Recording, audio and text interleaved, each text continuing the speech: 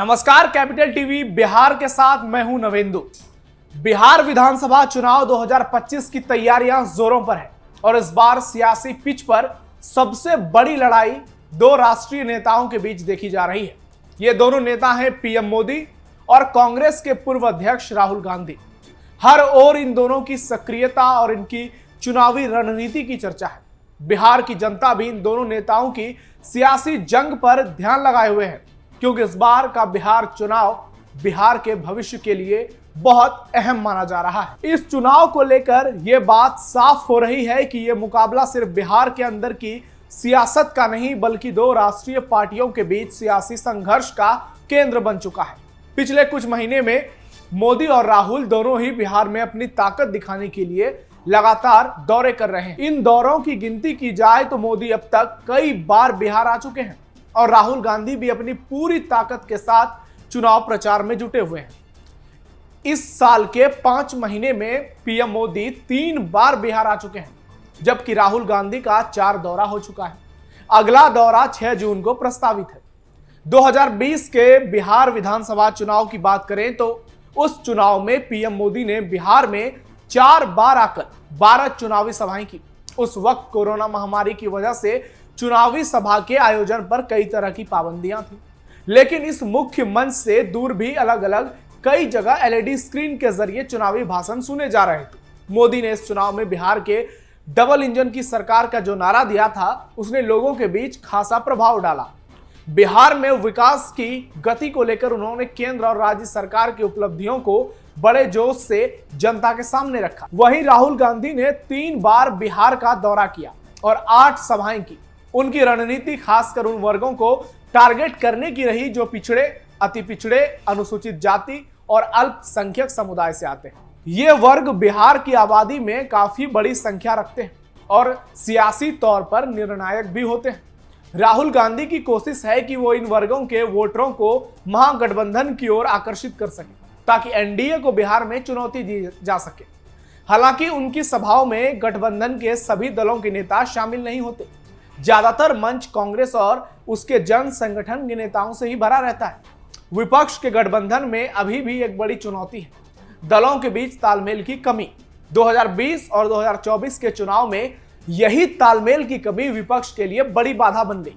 वहीं पीएम मोदी के चुनावी कार्यक्रम में एनडीए के सभी घटक दल एक साथ एक मंच पर नजर आते हैं, जिससे गठबंधन की ताकत का एहसास होता है। वो प्रदर्शन में भी नजर आता है। मोदी की सक्रियता का एक और पहलू यह भी है कि उन्होंने बिहार में इस साल तक जो भी सभाएं की, उनमें वोट देने की सीधी अपील नहीं की, बल्कि सरकार की उपलब्धियों और विकास कार्यों को गिनाने पर अधिक जोर दिया। उन्होंने हर सभा में केंद्र और राज्य सरकार की उपलब्धियां गिनाते हुए बिहार में डबल इंजन की सरकार के फायदे समझाए। इसके साथ ही उन्होंने विपक्ष, खासकर राजद और कांग्रेस पर निशाना साधा, जिससे वोट बैंक पर असर डालने की कोशिश की गई। नीतीश कुमार के 20 साल के शासनकाल को लेकर मोदी की रणनीति काफी प्रभावी रही। उन्होंने इसे 2 हिस्सों में बांटा और कहा कि पहले 9 साल केंद्र में यूपीए की सरकार थी, जब बिहार में विकास धीमा था, लेकिन 2014 के बाद केंद्र में एनडीए की सरकार बनने के बाद बिहार में विकास की रफ्तार तेज हुई। इसका मकसद यह समझाना था कि डबल इंजन की सरकार ही बिहार के लिए सबसे बेहतर विकल्प है। उधर राहुल गांधी की बिहार में बढ़ती सक्रियता भी देखने लायक है। उन्होंने इस साल अब तक 4 बार बिहार का दौरा किया है और 6 जून को नालंदा पहुंचने वाले हैं, जहां राजगीर में संविधान सुरक्षा सम्मेलन को संबोधित करने की तैयारी कर रहे हैं। इसके बाद वो माउंटेन मैन दशरथ मांझी के गांव भी जाने वाले हैं। फिर गया में महिलाओं के मुद्दे पर संवाद का कार्यक्रम है। राहुल की यह रणनीति खासकर पिछड़ा वर्ग और अन्य वंचित समुदाय के वोटरों की महागठबंधन की ओर आकर्षित करने की। 2019 में एनडीए को लोकसभा की 40 में से 39 सीटों पर सफलता मिली। 5 साल में इनमें से 9 सीटें गुम हो गई। विपक्ष को कुल 10 सीटों पर सफलता मिली। यह उसकी बड़ी उपलब्धि थी।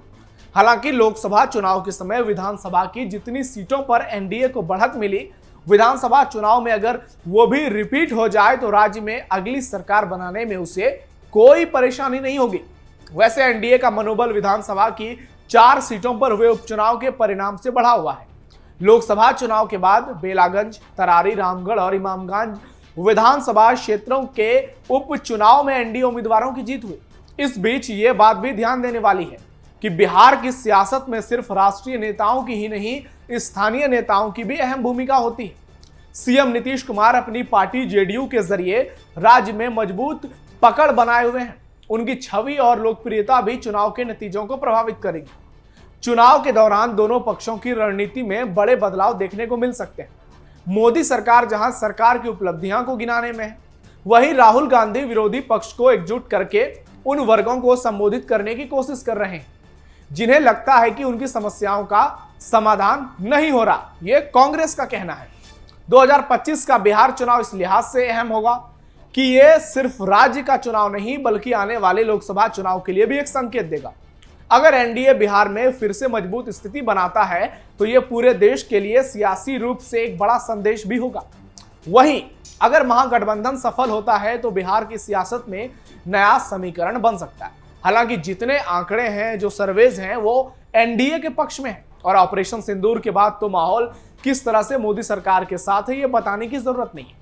कुल मिलाकर बिहार विधानसभा चुनाव 2025 में सियासी पिच पर जो मुकाबला होगा वो सिर्फ दो पार्टियों के बीच नहीं बल्कि दो राष्ट्रीय नेताओं की राजनीतिक जंग भी होगी। मोदी और राहुल दोनों ने बिहार में अपनी पूरी ताकत लगा दी है और जनता इस लड़ाई के निर्णायक पक्ष बने रहेगी। दोनों की सक्रियता उनकी नीतियां और जनता से जुड़ाव तय करेगा कि बिहार का भविष्य किस दिशा में जाएगा। इसलिए बिहार की सियासत इस समय बहुत ही गर्म है और चुनावी रणभूमि में हर कदम पर नए बदलाव देखने को मिलेंगे। नेताओं की रणनीतियां, उनकी सभाएं और जनता की प्रतिक्रिया इस चुनाव को यादगार बनाएंगी। तो तैयार हो जाइए क्योंकि बिहार में इस बार असली मुकाबला देश के दिग्गज नेता नरेंद्र मोदी और बिहार में अपना वजूद तलाश रहे राहुल गांधी के बीच है, जो जनता के दिल जीतने के लिए कोई कसर नहीं छोड़ रहे। फिलहाल इस पेशकश में इतना ही। ऐसी और भी खबरों के लिए आप जुड़े रहिए कैपिटल टीवी बिहार के साथ। फिलहाल धन्यवाद।